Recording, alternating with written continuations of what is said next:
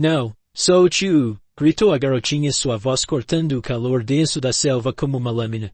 O nome dela era Mara, de apenas 9 anos, descalça e com o pelo desgrenhado, mas naquele momento, ela não parecia uma criança. Parecia alguém desesperado o suficiente para fazer qualquer coisa. À sua frente, o pastor alemão se debatia descontroladamente, preso nas garras esmagadoras de uma pito enorme. Seu corpo marrom dourado brilhava sob a luz do sol salpicada enrolado firmemente, em volta do peito e das pernas do cão. Ele soltou um grito estrangulado, as garras raspando o chão, mas não conseguia se mexer, não conseguia respirar.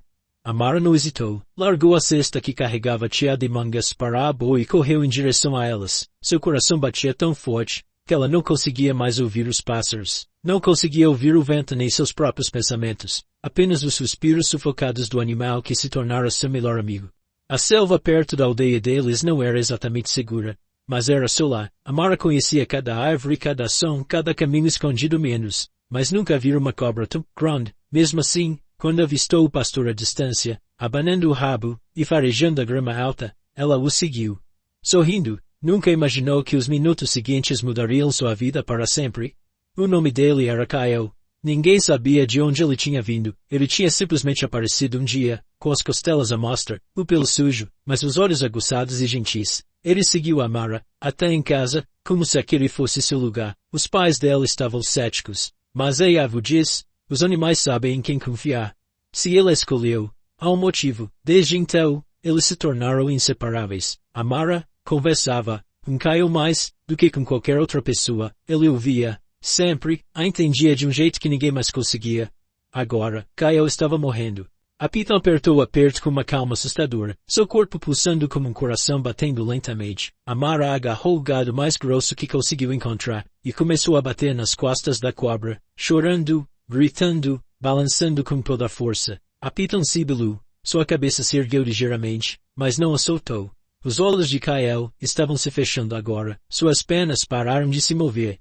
Não, por favor, solte-o, ela soluçou. E então, sem nem pensar, a Mara largou o graveto, estendeu a mão e agarrou o pescoço da Piton com as duas mãos. Ela apertou, chutou, fez tudo o que pôde para distraí-la. A cobra finalmente reagiu, soltando uma volta de sua espiral e se virando para ela. Seus olhos se fixaram nos dela. A Mara não se mexeu, nem mesmo quando ela a atacou e a jogou para trás.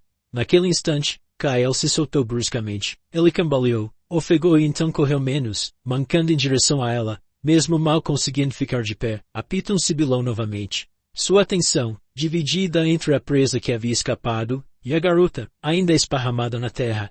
Então veio o som de passos correndo. Seu pai e 2 outros aldeões irromperam por entre as árvores, facões em punho. Alguém deve ter ouvido seu grito. Em segundos, a Piton deslizou de volta para o mato, desaparecendo tão rápido quanto havia surgido. Kyle desabou ao lado de Amara, lambendo sua mão fracamente. Ela o abraçou, tremendo de medo, adrenalina e alívio. Ninguém disse nada por um longo tempo. A selva ficou em silêncio novamente. Apenas os soluços silenciosos de uma garotinha, segurando seu cachorro, preenchiam o espaço onde uma vida quase se perdera. Mas não foi o fim. O que aconteceu em seguida mudaria não apenas sua vida, mas a crença de toda a vila sobre coragem, lealdade e o vínculo entre uma menina e seu cachorro.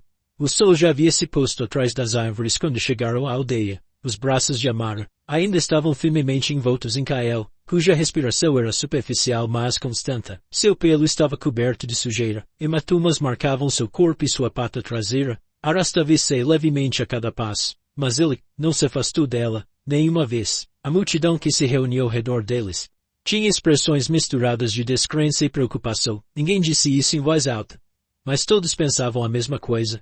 Como uma garotinha sobrevivera a uma Piton da selva, com nada além de um graveto e as próprias mãos, a avó foi a primeira a alcançá-los. Suas mãos tremiam enquanto puxava a Mara para perto.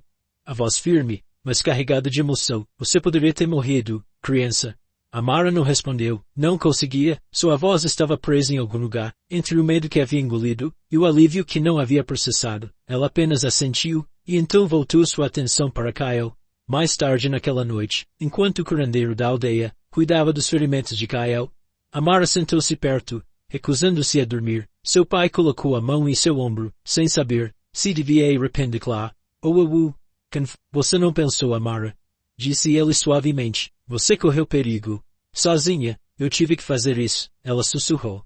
Ele teria morrido. O pai suspirou, não porque discordasse, mas porque entendia. Era isso que mais o assustava. Kael sobreviveu à noite, mas por pouco. Nos dias seguintes, Amara permaneceu ao seu lado, alimentando-o com pedaços de frango cozido, limpando seus ferimentos e falando com ele em voz baixa, enquanto o resto da aldeia observava a distância.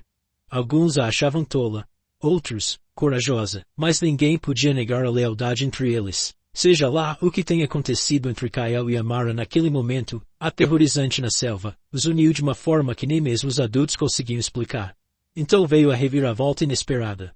3 dias depois, um estranho chegou à aldeia. Era alto, magro, e usava uma jaqueta verde desbotada com manchas de sujeira e suor. Apresentou-se como Capitão Maru, da unidade florestal próxima. Ouvira rumores de um ataque de Piton da selva, menos especificamente envolvendo uma menina e um pastoral. A notícia se espalhava rápido em lugares como aquele.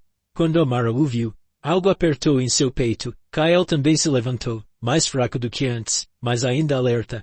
O homem se agachou e olhou Kael diretamente nos olhos. Acho que conheço esse cachorro, disse ele. Acho que o nome dele era Rex. Amara o encarou.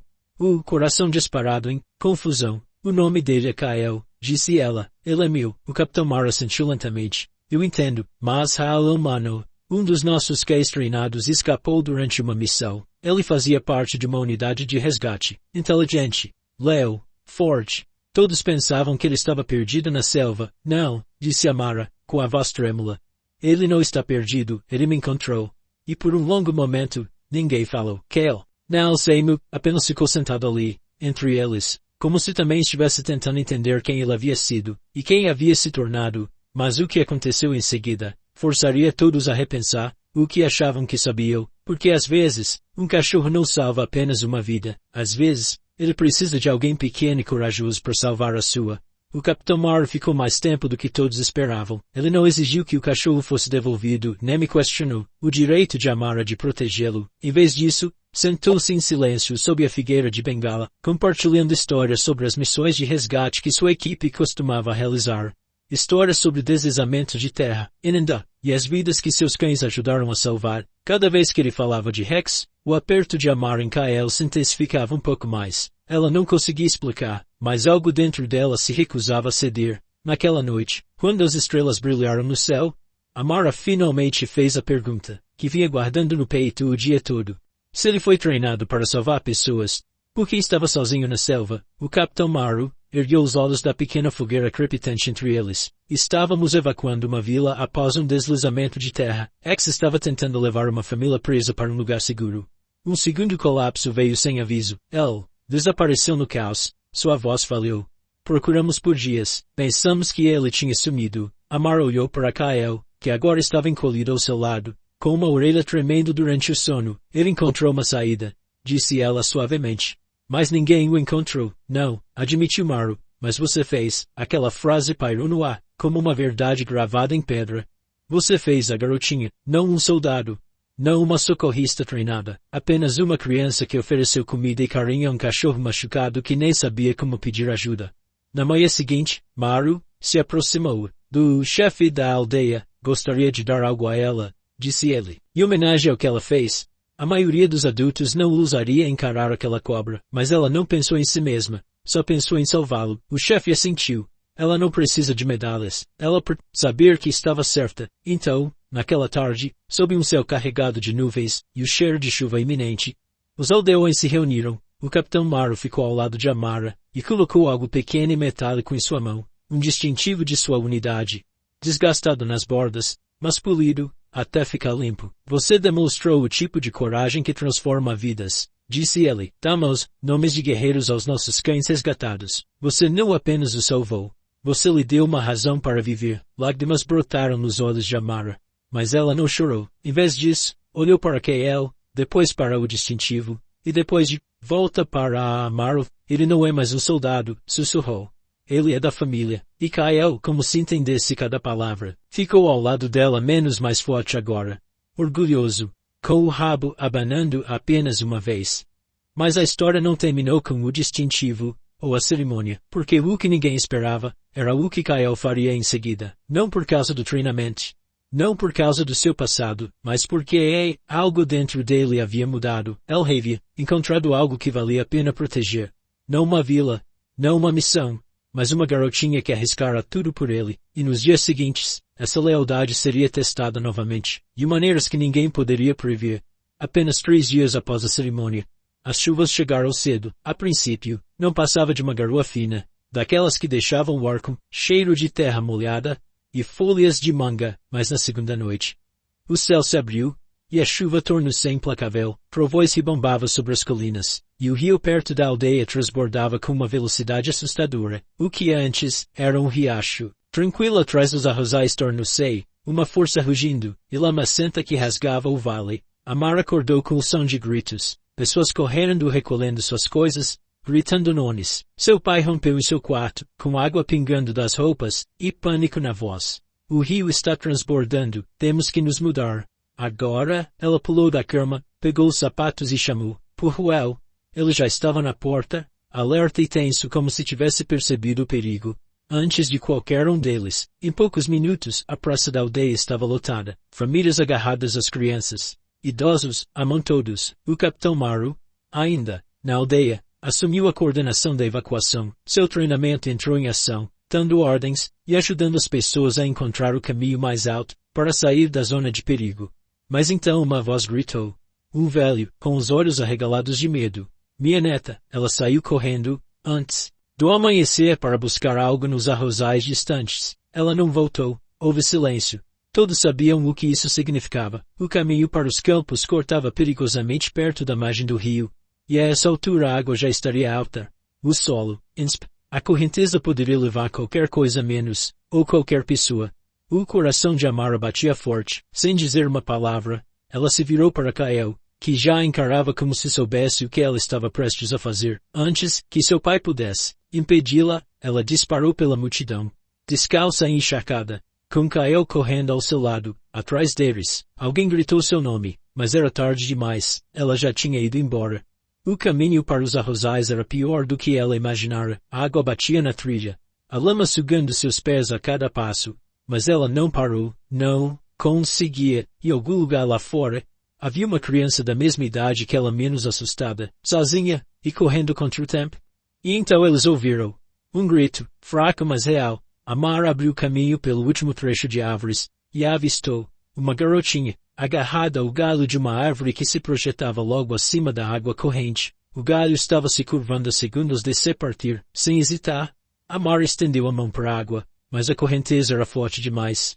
Ela não conseguia atravessar, não com segurança. Kael não esperou. Ele pulou na água sem fazer barulho, lutando contra a correnteza com todos os músculos. Amara gritou por ele, mas ele continuou. Os olhos da garota se arregalaram quando o cachorro alcançou. Kael a cutucou, latiu, nadou em círculos apertados até que ela estendeu a mão. Ele permitiu que ela agarrasse seu pelo, puxando-a cuidadosamente de volta, centímetro por centímetro, em direção à borda rasa quando o cerro. Ambos estavam tremendo e encharcados, mas vivos.